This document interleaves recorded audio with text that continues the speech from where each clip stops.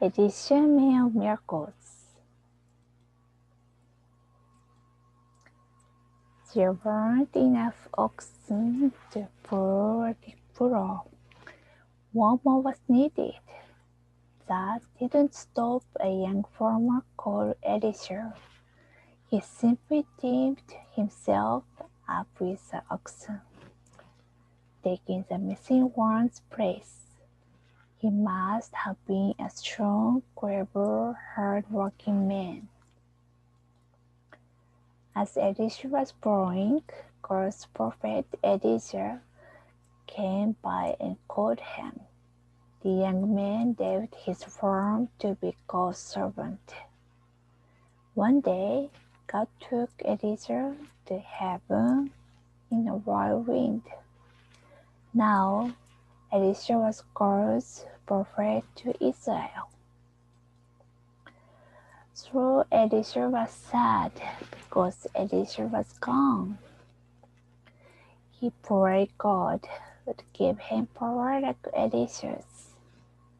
Elisha picked up Elijah's crag and struck the rivers flowing. Water as Elijah had, the water divided.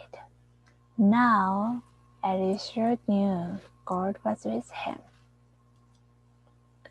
While Elisha was going to a town called Bethel, some youths mocked him, calling out, "Go up, you bald head." They didn't care that Elisha was God's servant. A shocking thing happened to them.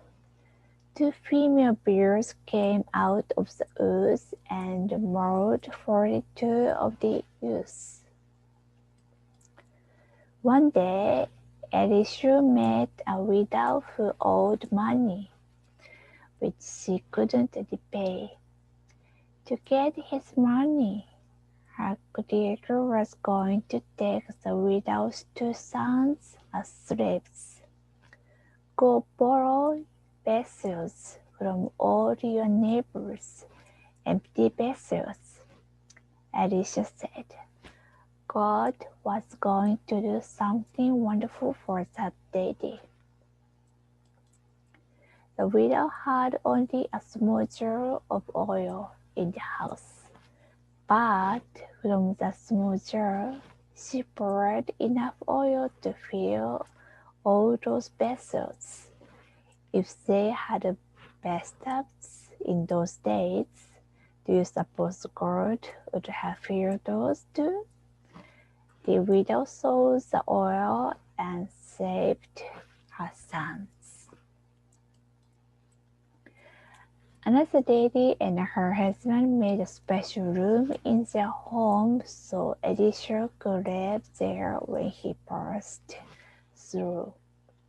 In the room, they put a bed, a table, a chair, and a lampstand. That room was always reserved for Elisha.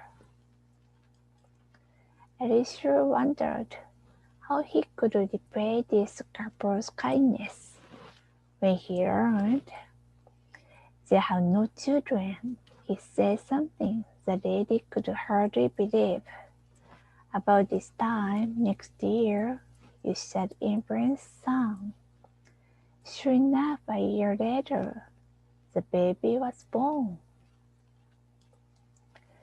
Some years later, the same child was in the field with his father.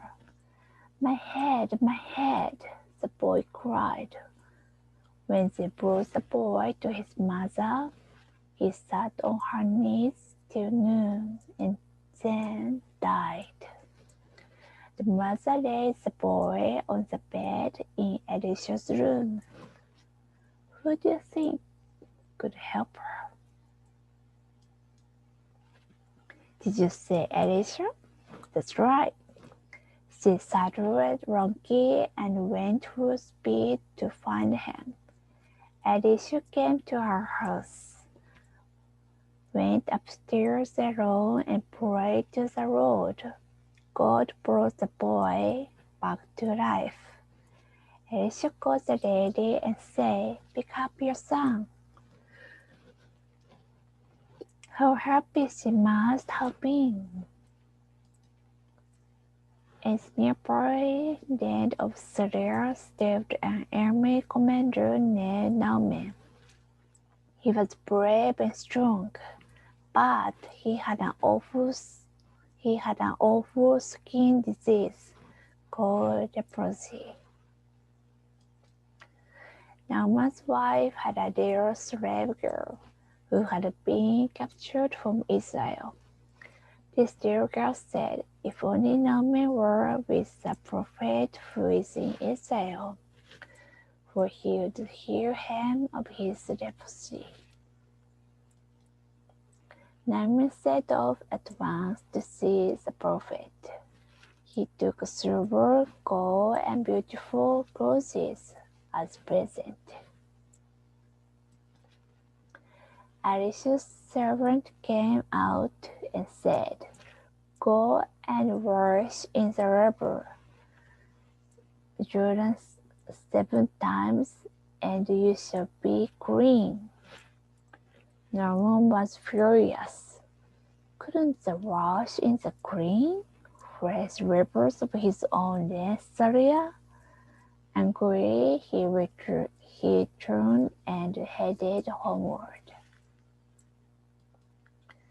Fortunately for Naaman, his servant talked him into obeying Elisha's command. So Naaman went down and dipped in the Jordan 7 times. And Naaman the leper was healed. Then Naaman worshipped the true God. Elisha's God, the Lord, who had healed him of leprosy. God used his servant Elisha even after he died. One day, a man was buried in the cave where Elisha had been buried long before. When the man's dead body touches the prophet's bones, the man revived and stood on his feet. Truly, God showed his great power through his faithful servant Elisha. Elisha, man of miracles. A story from God's Word, the Bible, is found in 2 Kings chapter 2 to 13. The entrance of your words gives light. Psalm 119 and 130. The end.